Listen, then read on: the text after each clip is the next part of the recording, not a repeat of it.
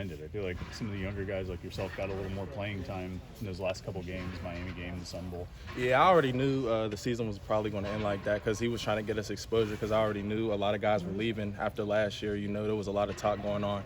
And, it was just good to know that so we could work a little bit harder so we can make sure, that we're ready for when the time comes, How was the experience of getting out there and actually doing it?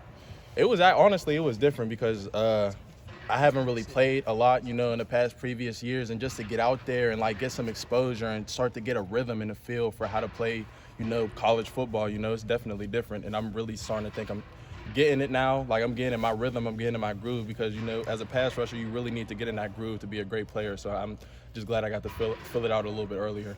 In a way, was that the missing piece, like the last thing you needed to see as you prep and get ready for this year? Yeah, definitely, because Coach P gets us prepared all the time. All the drills we do are real game scenarios. There's a lot of, a lot of real game stuff we practice, and just to get a feel for that in a real game, it's a great feeling.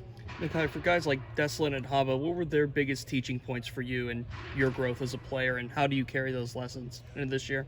To be honest, just watching them is a great experience because just to see where they got, and then also a lot of stuff that had to do with me maturing, off the field because I used to talk to those guys and there was a lot of times where I messed up, and like they're just telling me like do this off the field. Like there's a lot of stuff off the field. Like I know Haba, if you ever see Haba, he's a big dude. I'm like, Haba, like how do I get to your stature? He's telling me all the stuff he used to eat and stuff. So I'm like, all right, let me, switch my diet up, see if it makes me play better. And it does, switching my sleep schedule and stuff like that. You committed to Pitt pretty early, I guess. How eager are you to finally get out there and play? Because it's been a while since maybe 3 summers ago that you committed. Yeah.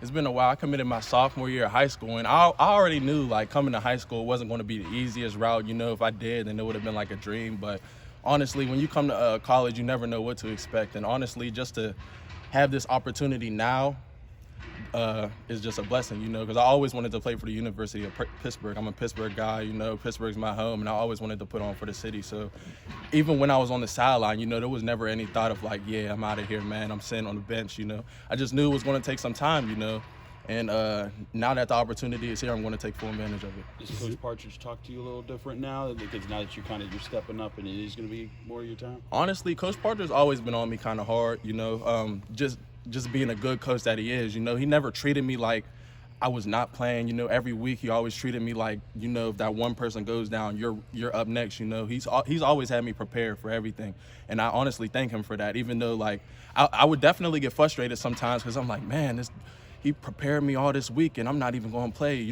But at the end of the day, that's how he has to do it because you never know what could happen in football.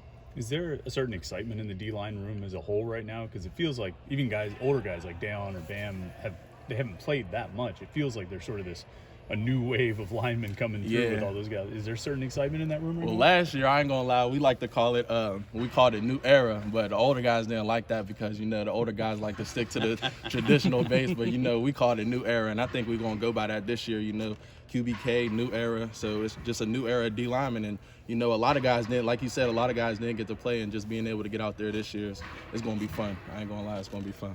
Aside from yourself, who are you excited to see get some of those extra opportunities? Honestly, everybody, because we're all in the group chat. All we do is talk about how we're going to be great, how we're going to do this, how we're going to do that. And I'm just can't wait to see how the development shows throughout the season. You know what I'm saying? Because honestly, in my eyes, everybody's going to be able to get to play. You know what I'm saying? And I'm just ready for that. Anything else? God, thank you so much.